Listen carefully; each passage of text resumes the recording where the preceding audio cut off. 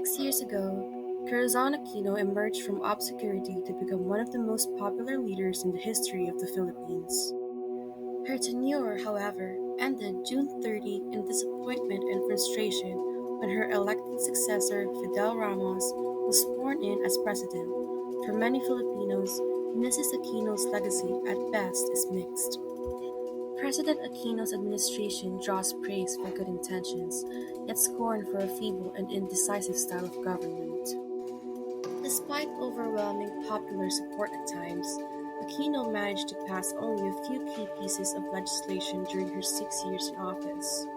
Major policy initiatives were often blocked by elite members of Congress or impeded by political infighting within her own cabinet. When Aquino was not wrangling with Congress, she was battling both figuratively and literally her own military.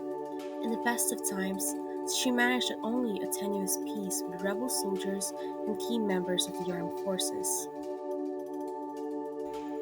But peace came at a cost. Scarce resources were diverted to defense. Soldiers were given hefty pay increases, while military officers received a stronger voice in government. Despite these concessions, Aquino had to endure 7 coup attempts during her 6 years in office. Under siege from both left and right, Aquino's presidency sometimes failed to provide even the most basic services, including garbage collection and electricity in Manila. Even more unfortunate, her administration failed to stamp out some of the hallmarks of the hated Marcos regime. Corruption and cronyism, for instance, continue as time-honored traditions in the Philippines. And although there was less political wheeling and dealing in May's national elections, the old-style system of political patronage and favoritism remained in place. The Philippines' level of poverty and income inequity are among the worst in Asia. Two-thirds of the 10 million people employed in agriculture don't own the land they till. The failure to introduce comprehensive land reform was one of the two strategic blunders of the Aquino administration. The Philippines missed an opportunity to upgrade its industrial base, deepen its export base, and enhance its long-term economic future. President Aquino made good on her promise to restore democratic institutions that had atrophied under Marcos. Many of the problems Aquino confronted were inherited, made more difficult by a myopic and self-serving Congress.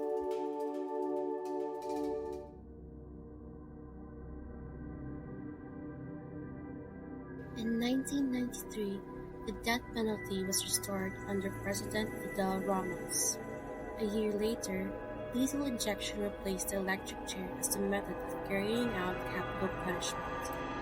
After 23 years since the last execution was carried out in 1973, 6 years after its reinstatement, the death penalty was served to Leo Encaragay in 1999 for raping his 10-year-old stepdaughter. This execution is proof of the government's determination to maintain law and order. Let Mr. Echegaray's death serve as a strong warning against the criminal elements. In my administration, we will prove that crime does not pay. I would like to stress that the crime committed by Mr. Echegaray is not poverty-related, but an act of bestiality, which serves the steepest penalty under the law. Known as a vocal opponent of the death penalty, Estrada's successor Gloria Arroyo in 2000 approved a moratorium to suspend capital punishment that was formalized only in 2006. That year, sentenced to a total of 1,230 death row inmates were commuted from capital punishment to life imprisonment. Fast forward to today, President Rodrigo Duterte is one vocal supporter of the death penalty signed campaign period. In fact, the restoration of capital punishment for drug trafficking, rape, and other heinous crimes is among the priority agenda of his administration.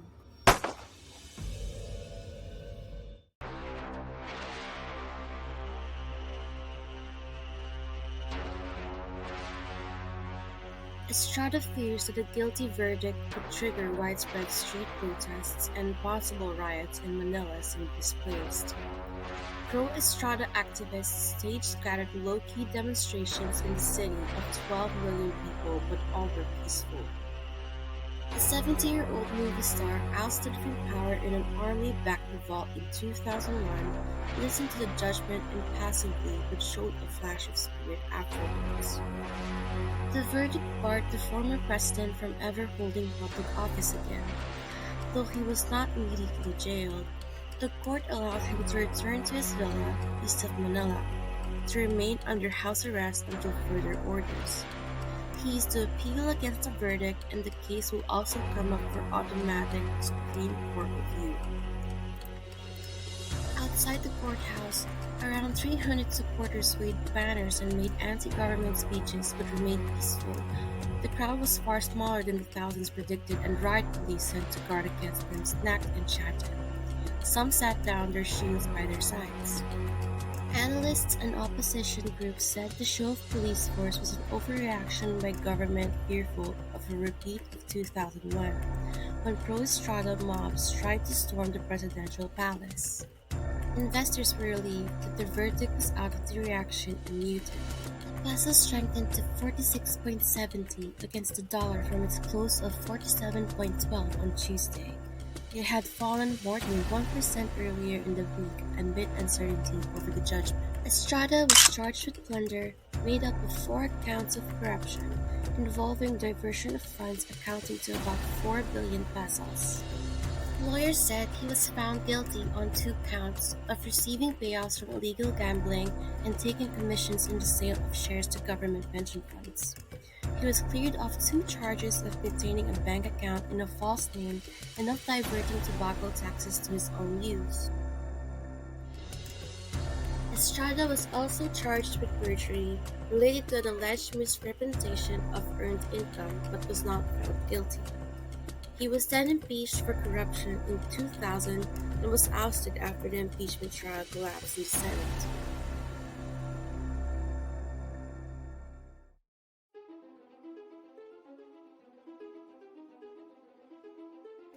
A court had issued an arrest warrant for Ms. Arroyo, who is accused for diverting $8.8 million from the state lottery charity fund for personal gain. Police served the warrant while she was at an army hospital, officials say. She was also detained earlier this year on a separate election fraud charge, but released on bail in July. The warrant came a day after she filed papers seeking re-election to Congress. Aside from plunder, she also faces charges over electoral fraud in connection with the polls in 2007, as well as corruption over an aborted broadband deal with a Chinese company. Plunder is a non-bailable offense in the Philippines and carries a maximum penalty of life imprisonment. Ms. Arroyo was first arrested in November 2011 after trying to leave the country to seek medical treatment. Arroyo, president from 2001 to 2010, is unlikely to escape detention this time around as the charge under the plunder law is a non-bailable offense. Arroyo also faces allegations of graft over an aborted $329 million national broadband deal with China's ZTE Corp. In 2007, she denies all charges and posted bail on both cases.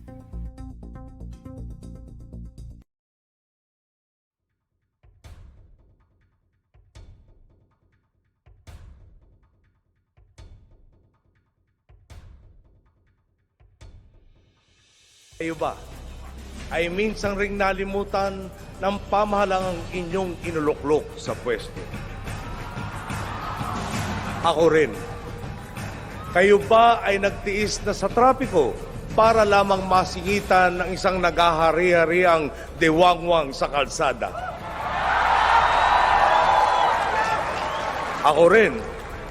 Kayo ba ay sawang-sawa na sa pamahalang sa halip na magsilbi sa taong bayan ay kailangan pa nilang itong pagpasensyahan at tiisin? Ako rin.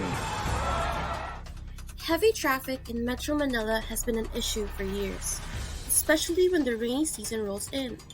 Every time EDSA turns into a stagnant sea of cars, the Twitter sphere is flooded with angry rants and wishes that the government would fix the long-standing problem. The government got pats on the back for its successful hosting of the 2015 APEC Radio Summit, but it had a dark side. People in the national capital were plunged into a week of unimaginable traffic. Sadly, throughout the duration of Aquino's presidential term, the traffic problems of the country did not go away.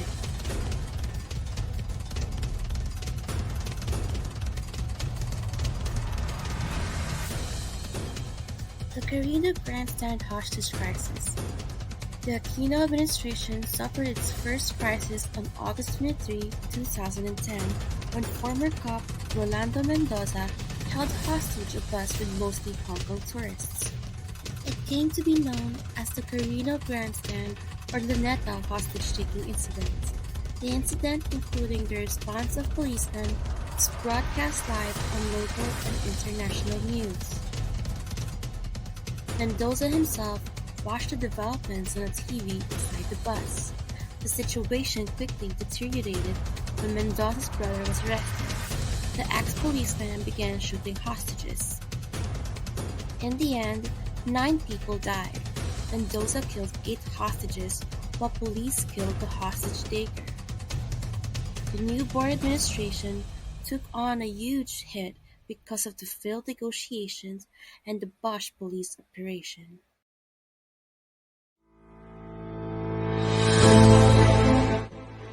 Between July 2016 and January 2017, the Philippines' ruthless war on drugs, ordered by Rodrigo Duterte, claimed the lives of more than 7,000 people, where he took office in June 2016.